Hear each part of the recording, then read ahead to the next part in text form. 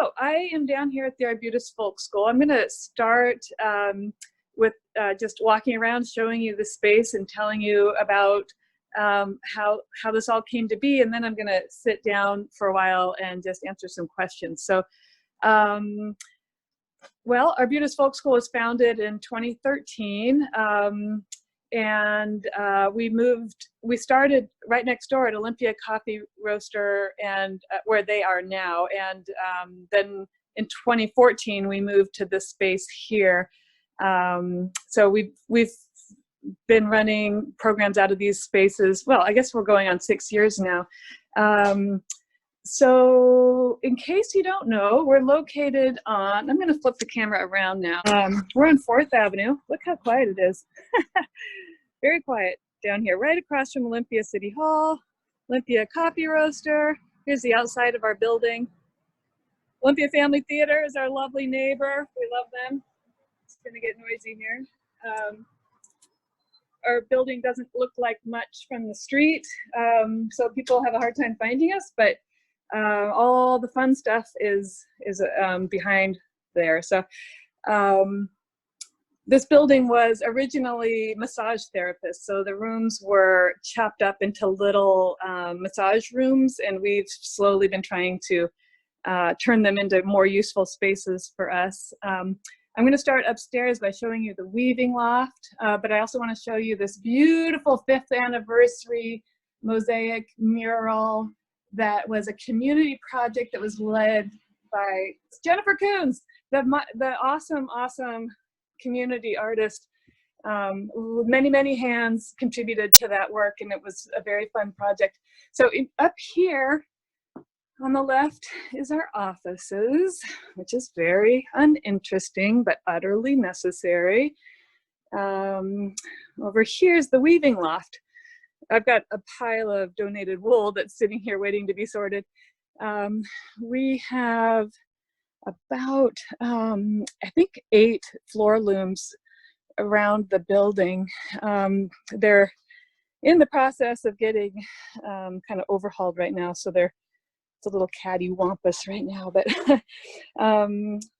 we have introductory floor loom classes that teach you both how to warp and weave on the looms, and also if you don't want to jump right into warping, you can come to classes where the looms are already warped, so you can just try it out. And there are a gazillion spinning wheels up here. Tons of fiber that's been donated, all kinds of fun stuff. It's very cozy up here and very sweet, and totally not a good place to be hanging out during a pandemic. Close quarters. We have core programs in woodworking, ceramics, metal arts, fiber arts, music, stone carving, and I feel like I'm forgetting something, but we do a lot of other things too, but those are our core program areas. So up here is a sample of our blacksmith's work, and down the wall here are photos of our stone carving classes, which take place down in Tenino. There's Bill Linker. I don't know if you guys know Bill. Here's a picture of our first stone carving class down in Tenino. We love the partnership with Tenino. We bring our classes down to their studio, to the carving studio down there in Tenino, and they have just a wonderful apprentice program, and it's just such a win-win. The community down there loves it, and we love it. And so if you're interested in stone carving, you gotta check that out. So this little room is our little retail gallery, but we don't really open it very often.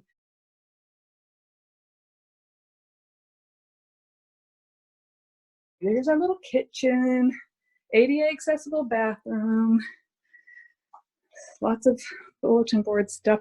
Here's our wood shop. Gee, you guys, oh, it's so hard to be talking basically to myself.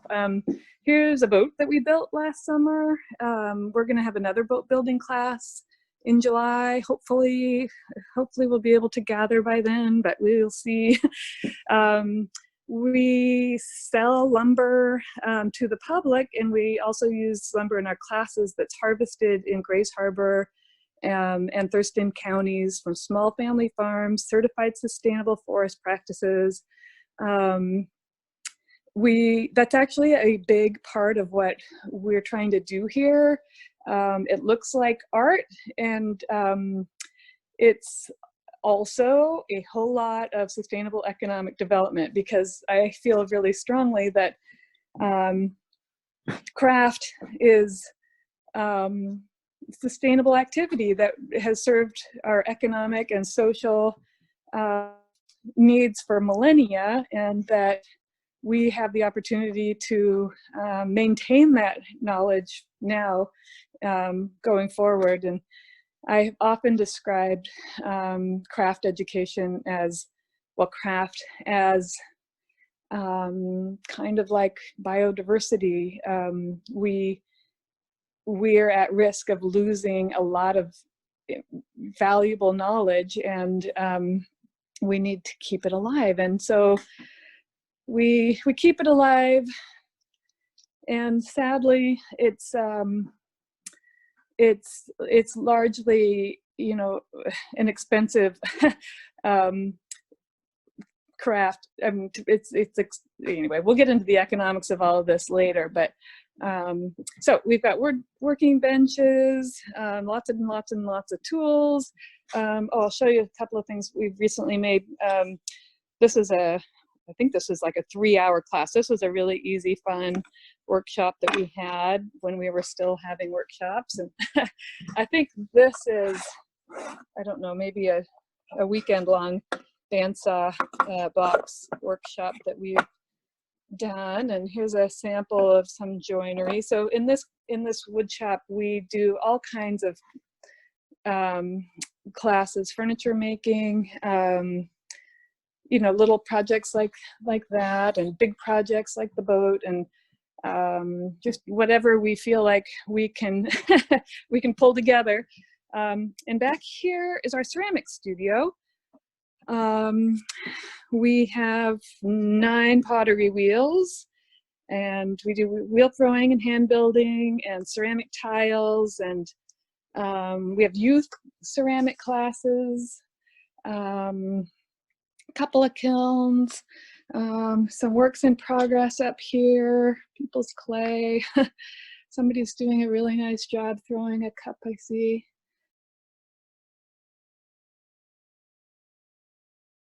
Here in this little room is glazes and works in progress, piles of clay. Everything's kind of frozen in time. Here's our clay mixing, or our glaze mixing station. Finished works, I always love to see what people are working on, and boy, it would be great to get these back to the people who made them. I'm sure they would love to have them. And Nicole is one of our instructors for Play with Clay, so maybe when I'm done walking around here, she might have something to add about that. We have an artist in residence program. We have 2 artists in residence. One is a ceramic artist, and they get to have their own studio space up there, and they also get access to this studio and the kilns and everything here. We give them opportunities to teach if they're interested. We always show their work at Arts Walk, give them a chance to have an opening if they'd like. They network with the other artists. It's been a really wonderful sort of career development opportunity for artists that are new in their careers, and it's been also just a wonderful partnership with Evergreen, because most of our artists in residence come right out of art programs at Evergreen. I'm actually going to walk up here, trying not to fall on my face, and show you the space up here. And so in exchange for this space, the ceramic artist mixes glazes, helps manage the inventory. This is such a sweet little space, especially when the sun is pouring in from the skylight here. I mean, it's kind of beat up, of course. I mean, it's, pretty, pretty rustic, but it's also really nice. And our current artist in residence is Claire. She's been doing just beautiful, beautiful work. This was all going to be shown at Arts Walk, but I'm showing it to you now.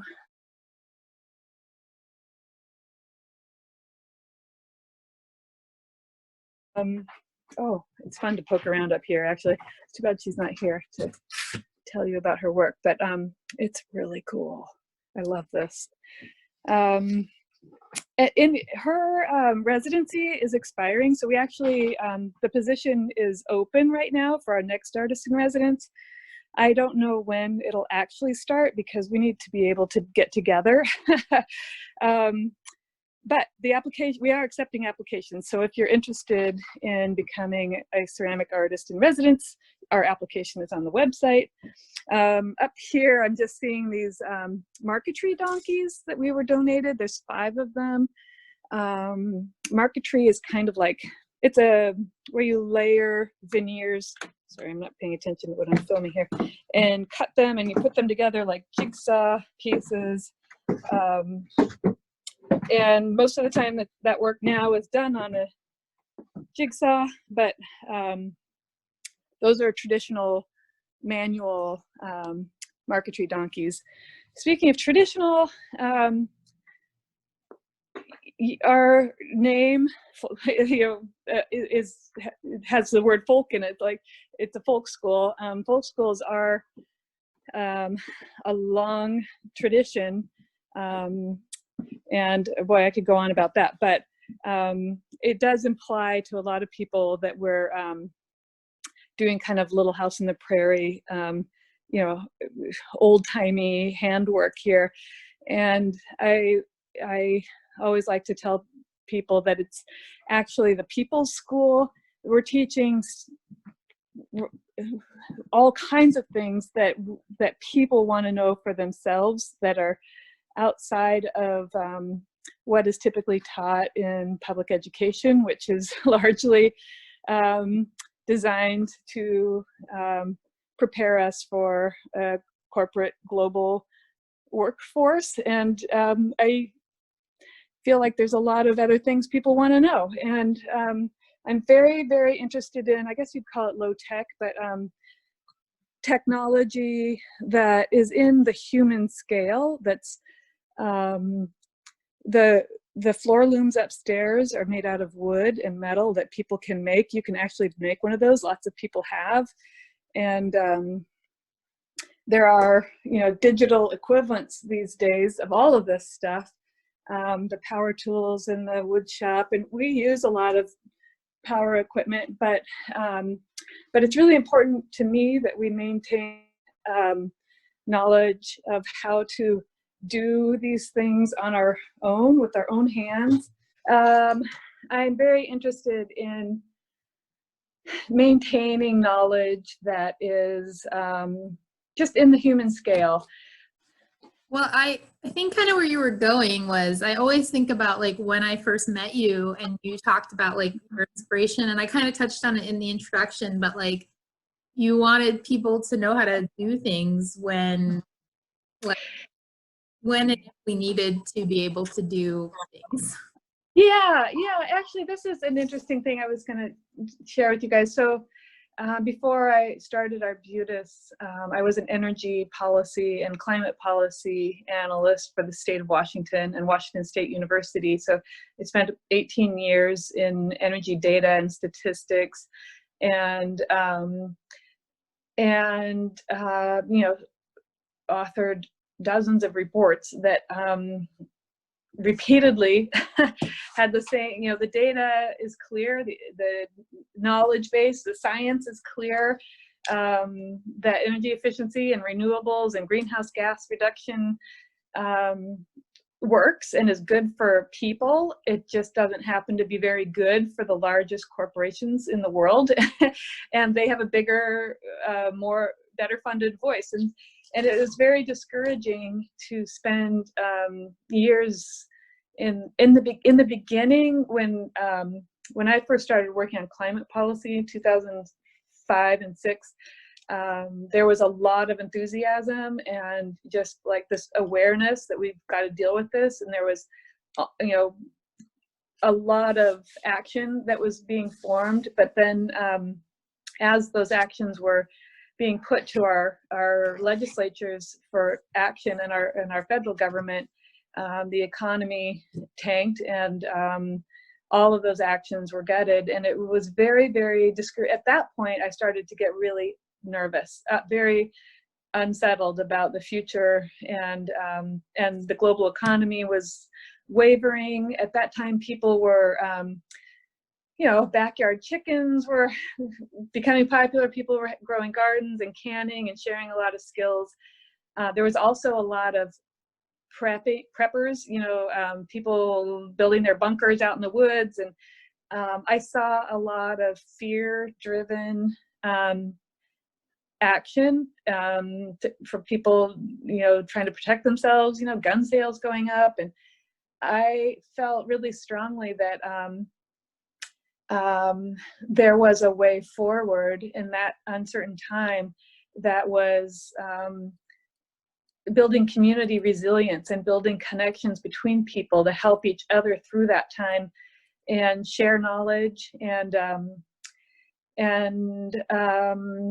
you know, I guess prepping in a way, but prepping together, and not in isolation. And it's interesting now that we can't really be together. I mean, literally, I thought Arbutus, you know, in a way was going to be here for the unknown, you know, future. But I sure didn't really think about the kind of pandemic that we're having right now, so Nicole mentioned at the beginning that I've been partnering with the Lacey Maker Space on some 3D printing shields for essential workers and frontline healthcare workers, and it's really a similar thing. I mean, the Lacey Maker Space is obviously more technology focused and business incubation focused, but they're very similar. There's a lot of makers, a lot of people interested in community action and resiliency and working together on using our collective creative energy to solve immediate issues. And there we go. So I have an observation and a question. So I was thinking, like, my kid is learning to grow vegetables for homeless people in our backyard while they're out of school at Avanti. And I was thinking how much of schooling is geared towards a self-serving system. Mm-hmm. And it really helps people if they know that they learn these basic skills. It helps them, like when you exercise and you're jogging, it helps you on a fundamental level feel stronger. Yeah. So I'm kind of reiterating that on our personal level in our household. But the question was, did you know this thing was going to get so huge when you started it? I'm just so impressed with how much you've got going on there, and you know, you're a very personable human, and you're very community spirited, and yet you've got this big monster of an industry going on there, and I'm just so impressed. Anyway, that was my question, and I'm going to sign off now. All right, thanks, Lynette. Well, I'm glad that it appears that we have this big monster of an industry going on. It actually does feel like a big monster of an industry sometimes too, but no. The answer is no. I remember at the very beginning when I first started saying out loud to people, I think I want to start a school, and I'm thinking that we're going to teach these weird crafts that nobody even knows still exist. At the time, nobody knew that there was a single blacksmith still in existence in Olympia. I didn't personally know anybody who was making furniture, or I mean, I didn't know that, and I don't think anybody really knew that these people were out there doing this stuff. I mean, I say that to a group of artists. I mean, you guys probably knew that. I don't come from the art world. I'm an energy analyst.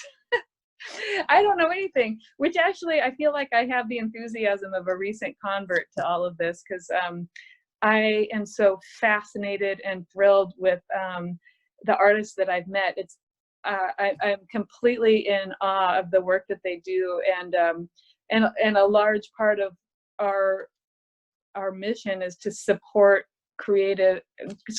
other artists in the community. We hire them, they get paid to teach. We just have a mutually beneficial relationship, and I want all the artists, that's part, to me, that's critical to a sustainable economy, and you need artists. And I as a lifelong environmentalist, I didn't know that, but I know that now. Oh, and about one of the other things, you know, when I was starting the school with all these environmental ideas, like we're gonna teach crafts and we're gonna use all local stuff, and it's gonna be the circular economy, and which I still really care a lot about. One of the things I didn't know about at all, which you guys all know, is the power of somebody breaking into their creativity, especially for the first time, somebody who's not used to doing art or being creative, coming into a classroom setting and working with a very empathetic and supportive instructor, and helping them sort of break down their barriers to put themselves out to the other people in their class in the form of this art. It sounds so utterly simple to all of you artists, but there are many, many, many people who never experience that, or who come here and experience it for the first time. And it is so powerful that they build these relationships with the people in the class where they feel like they can trust them. And it goes way beyond the little piece of art that they made. It's a powerful, it's a just opening of their spirit, and also just a way to form really special bonds. And I love that. And it instantly, within our first couple of classes back in 2013, like fostering that dynamic became more important than everything else. And I'm just really proud that we have a venue for that kind of thing to happen here. People can learn everything that we do here on YouTube. They might not have the special equipment, but they can learn it. But there is power in community, and yeah, so that little act of resilience. So I used to say this all the time, and I haven't said this in a long time, but if somebody comes in here and makes a mug in a ceramics class as a gift for somebody, and they don't go buy a gift at Walmart or wherever, we're tipping the scale, the economic scale. I say one mug at a time, towards a sustainable, local, resilient, vibrant economy. And when I first started Arbutus, I just thought, well, this is just, we're just going to do this one mug at a time, and it's not going to show up on the scale of any economic indicators, and I don't really care. But it feels like the right way to go, and it feels like movement towards a world that a lot of people would rather see, even if it's just one little thing at a time. And it has grown, and it has had an impact. I mean, I want it to be much, much bigger. I would like us to make a dent in Walmart sales. We're a long ways from that, but I think just making it accessible, making it interesting, reminding people that there's a different, I don't know, just a different way of doing things out there is you know, that's all we can do for now, and hope it catches on. But no, I had no idea. I kept saying if we make it, you know, if I met any major obstacles, then that would be it. I was just going to try. I was just going to do my best and just try. I had no experience running a nonprofit. I had to learn. I never built a website until, you know, I built and maintained this website I didn't know anything about how to do this. And I just said, I'm going to dedicate some time to figuring it out. And a very important factor in this is the fact that my husband supports me in this, and that I spent 4 years working, probably more than full time, on this project before I started getting paid. And when we first started it, I estimated it would be 2 years, but at the 2-year point, actually it was more like 3 years, I was able to hire somebody, but I hired other people before I hired myself, because I just couldn't, I needed help in order to grow, you know. So I hired Pamela Davis. I don't know if Pamela's on the phone. She was working out at Evergreen today, and she was going to try to join us. But so now we're back to just Pamela and I. We had grown in December, late fall. We were up to 4 part-time employees. We had me at 35 hours a week, Pamela at 14 hours a week, and Dritta at about 20 hours doing customer service and admin support and just all kinds of miscellaneous stuff. And Callie Wood, who's been doing our bookkeeping and accounting, and we had to let go both Andretta and Callie, so it's down. And I've actually been volunteering. I've been going back to being unpaid since February because I want to build up a reserve. We're hiring actually for a new executive director, which is a whole long story, but I just feel like my passion and vision is in the creation and getting the idea. I always have told people, like, my commitment to this was to push the boulder over the cliff, and that I'm going to let somebody else try to get the boulder to go where they want it to go. But you were the pioneer, Stacey. The pioneer. I just it's gone into a realm where it really needs professional nonprofit skills, like management skills, fundraising and budgeting, and networking with foundations. And for us, everything going forward is not my forte, and I'm ready to let somebody else take the reins, and ready and eager. I'll be as supportive as I can to the next person. But so anyway, I stopped drawing a salary back in February because I wanted the next executive director to have a fund, and it remains to be seen if there's actually going to be a fund. but it kind of depends on our stimulus funding. But any more questions? I'll just keep talking, but I really want to let other people talk. Any other questions for Stacey? Yes, I'd like to say something. Am I on? Yep. Hi. Stacey, it's my belief that art is like a big tree, and there are many limbs and branches and even twigs out there. And you have really introduced me this morning to another aspect of this tree that I could have gone a lifetime without experience. I want to thank you very much for doing this for us. You've given a great deal more than you realize, I'm sure. Thank you. Thank you. What was your first name? It just Judy. showed up as, Judy. Okay. It showed up as a J, so I couldn't. Oh, it has since 1960. I haven't used the first name. Yeah, thank you. Thank you, Judy. Well, it's just so interesting to work with a lot of artists and to be, just in this art world and not actually be an artist myself, just be sort of a major cheerleader for arts. So it's fun. I love meeting and seeing what everybody else is doing. Every one of you has opened my eyes as well.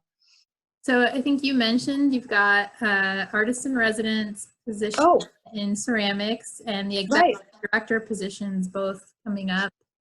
Right. I forgot to mention that we're also, we have a woodworking artist in residence also, and that's open. I don't think the position is posted. I don't think I formally made an application. The woodworking artist in residence, we've typically done kind of word of mouth because we're looking for such specialized skills in that, that I don't really want to get a lot of people's hopes up and have an application out there that's a lot of people spend time working on, that's really very specific. So I end up, I mean, I'll just say, we end up sort of collaborating with the wood shop out at Evergreen State College, and cherry picking graduates from the woodworking program who have been teaching in that academic setting already, who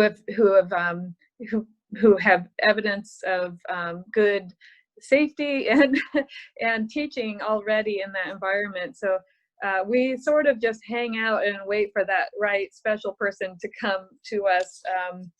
It's been very, very hard to, oh, Pamela's saying something. Can you read what she said? Did we make an announcement for the ceramics air? Deadline to apply is 4:30. Oh, okay, yes. I did say it at the beginning, but I didn't say that the deadline is April 30th. And it's possible that we may extend it even longer if needed. I mean, it's a little hard to hire somebody when we're closed. But we're right now, the deadline is April 30th.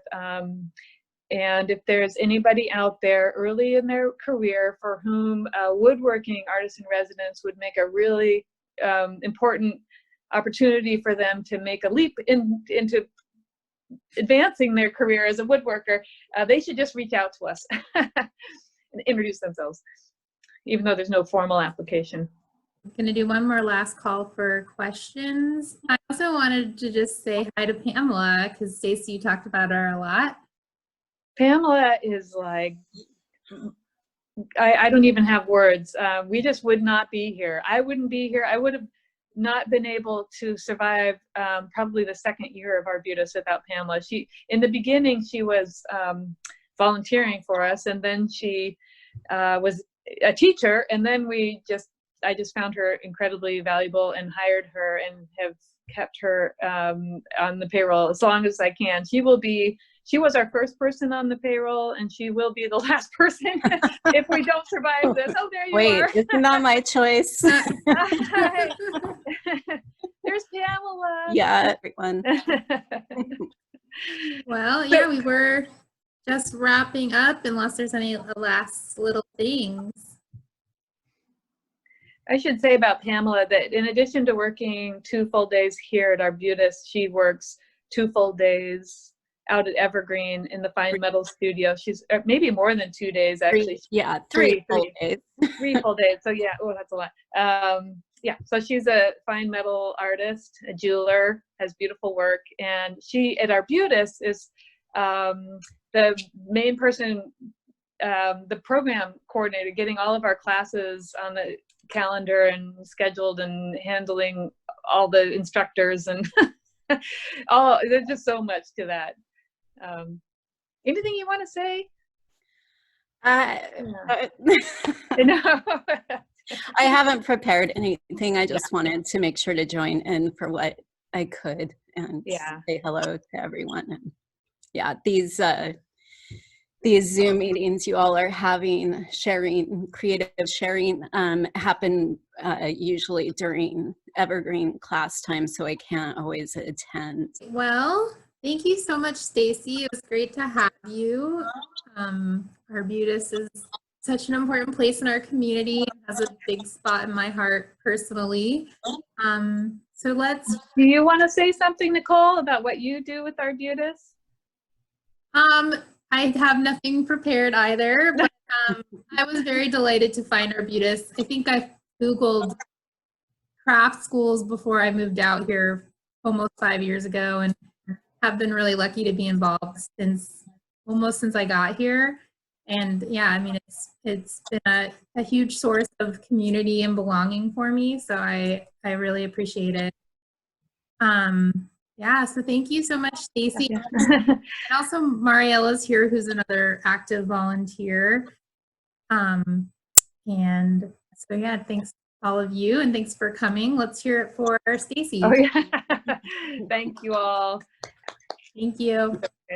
All righty, take care everybody. See you on the other side. See you next Tuesday. Yeah.